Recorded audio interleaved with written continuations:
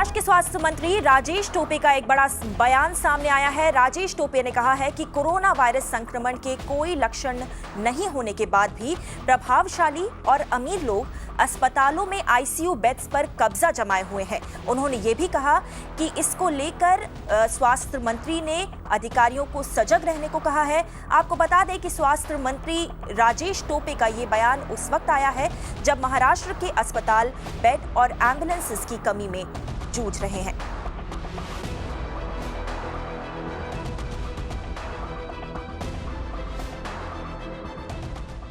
मला असं वाटतं बरेचसे लोक हे एसिम्प्टोमॅटिक असताना सुद्धा बऱ्याचदा आयसीयूमध्ये ॲडमिट करणं हे जास्त स्वतः ठरवतात आणि प्रेशर्स आणून आयसीयू बेड्स ऑक्युपाय करतायत इवन छोट्या शहरांमध्ये सुद्धा, आणि ते चुकीचं आहे। आयसीयू बेड्स हे आयसीयूच्या पेशंटलाच असायला पाहिजे, ते एसिम्प्टोमॅटिकला नसायला पाहिजे।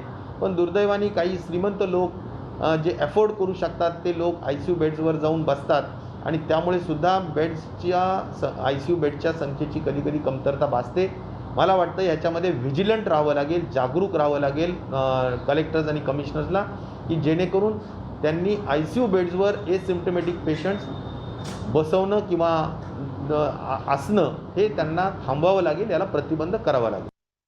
इस पूरे मामले पर ज्यादा जानकारी लेकर दिशा शाह हमारे साथ लाइव जुड़ रही हैं। दिशा, बड़ा बयान आया है महाराष्ट्र के स्वास्थ्य मंत्री की तरफ से। एक जो बड़ी बात उन्होंने ये कही है कि अमीर और प्रभावशाली लोग किस तरीके से जो अस्पताल हैं उसमें आईसीयू बेड्स को ब्लॉक कर रखे हुए हैं, मगर इससे ये समझ में नहीं आता कि महाराष्ट्र सरकार इस पूरे मामले पर आखिर क्या कदम उठाने वाली है, क्या कोई एक्शन लिया जाएगा, और साथ ही साथ इससे ये भी पता चलता है कि अस्पताल कैसे मुनाफे को लोगों के स्वास्थ्य के ऊपर तरजीह दे रहे हैं।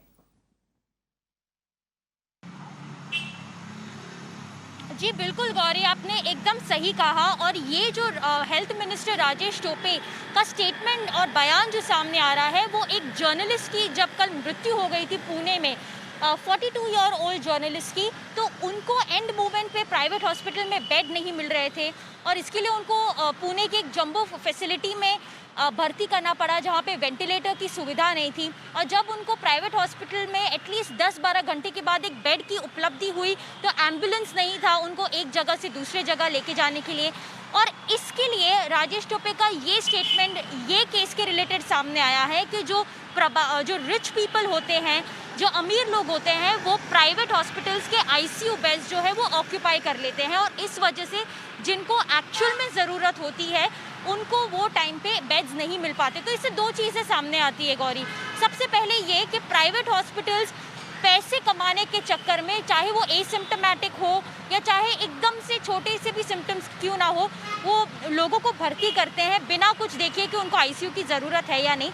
या तो ये दूसरी बात सामने आ सकती है कि जो गवर्नमेंट की जंबो फैसिलिटीज़ बनाई गई हैं वो इतनी इंफ्रास्ट्रक्चर वाइज, मेडिकल वाइज इतनी इक्विप्ड क्यों नहीं है। जंबो फैसिलिटी में वेंटिलेटर की सुविधा नहीं थी और ये सब फैमिली के एलिगेशंस हैं। तो अब जो है महाराष्ट्र स्टेट हेल्थ मिनिस्टर ने एक जांच ऑर्डर की है ये पूरे जर्नलिस्ट के डेथ के मामले में, क्योंकि काफ़ी सारे फैमिली की तरफ से एलिगेशंस हैं।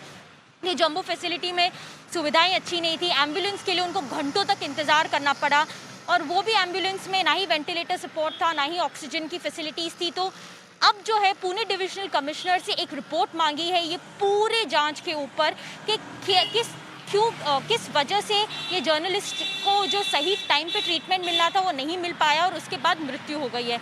तो ये सारी चीज़ें अभी कुछ ही दिन में सामने आएगी गौरी।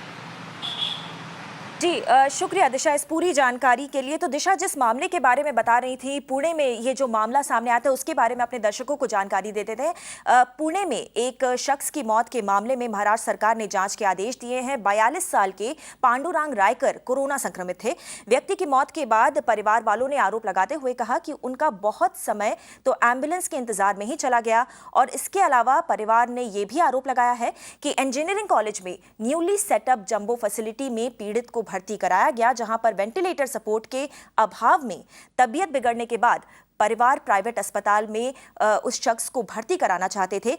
मृतक एक लोकल चैनल में पत्रकार थे, मगर एम्बुलेंस न मिलने की वजह से उनकी मौत हो गई, ऐसा दावा है इस शख्स के परिवार का।